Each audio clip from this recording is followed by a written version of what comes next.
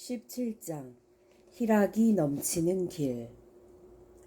자연이든 문명이든 세계 어디에도 인간이 사는 어느 공간에도 희락이 없다. 잠시 즐거워하다가도 곧 권태를 느낀다. 임금의 아들 왕자라도 고라니 권태롭고 일반 서민이 부러워지며 돈이 많은 부자라도 평안치 않고 불안하다.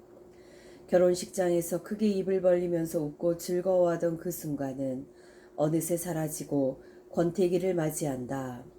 그래서 문명은 계속된다. 이 모든 것이 인생에게 영원한 희락이 없기 때문이다. 결국 문명이란 사람을 즐겁게 하고 편안하게 하겠다는 것이지만 곧 실증을 느끼게 되고 더 나아가서 좀 먹듯 인간의 자연미와 고유한 기능까지 하나둘 마비시킨다. 이제는 즐겁게 하려다가 발이 필요가 없게 되고 손도 필요가 없게 된다. 마침내는 머리도 필요 없게 되어 골치 아플 게 없는 듯하나 마치 문어 마냥 머리가 커지고 팔다리는 문어다리처럼 쓸모가 없게 된다. 과연 이런 것이 희락일까? 희락이 그 기간이 너무 짧아 다시 근심 걱정으로 돌아가는 것이 마치 인생인 듯하다. 희락이 없으니 광대 같은 연기자들의 웃기는 것을 보고 순간을 즐거워한다. 희락, 즉 즐거움이란 근심 걱정이 없어야 하는 것을 말한다. 그러므로 잠깐만이라도 근심 걱정을 떠나 그런 것들을 잊고 살고 싶어 하지만 속일 수가 없는 이런 생각들이 사람을 괴롭힌다. 아들을 낳았을 때에는 기쁘고 즐겁지만 그 애가 크고 자라면서 부모의 근심과 걱정거리가 된다. 사람들마다 행복하냐고 묻는다면 무엇이 행복인지 모르겠다고 할 것이다. 행복은 즐거움이 연속될 때를 말할 것이다. 그런데 과연 즐거움이 연속되는 사람이 있을까?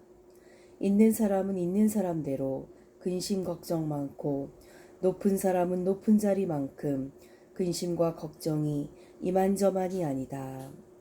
신랑이나 신부나 그 당신은 즐거움으로 가득 찬 듯하나 피차의 근심 덩어리이다. 어떻게 하면 아내를 편안하게 앓고 즐겁게 앓고 어떻게 해야 남편을 즐겁게 할 수가 있을까? 옷일까? 음식일까?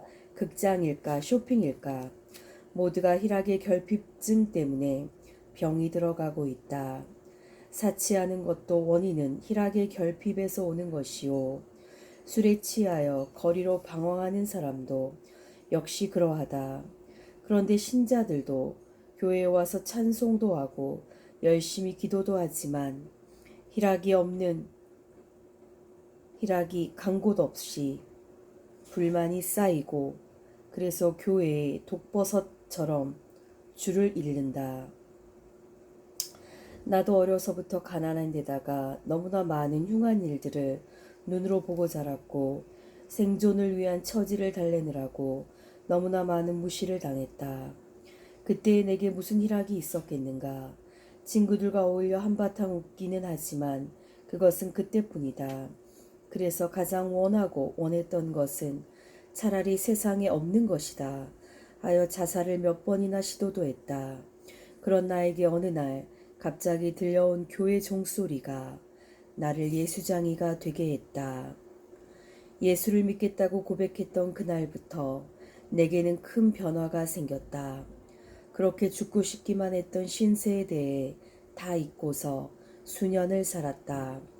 첫날의 은혜를 받고 그때의 내가 용서를 받았다는 것을 알고 믿고서 성령이 내 안에 들어오시면서 나는 최고의 기쁨과 그 은혜를 느꼈다. 그러나 현실이 따라주지 않으므로 한 5년간 많은 괴로움으로 갈등하고 있었는데 어느 날 주님이 주시는 큰 영감을 얻게 되었고 그때로부터 반세기가 넘도록 희락이 넘쳐 흐른다. 다른 사람이 보기에는 그렇지 않아 보여도 나는 참으로 희락이 넘쳐 흘렀다.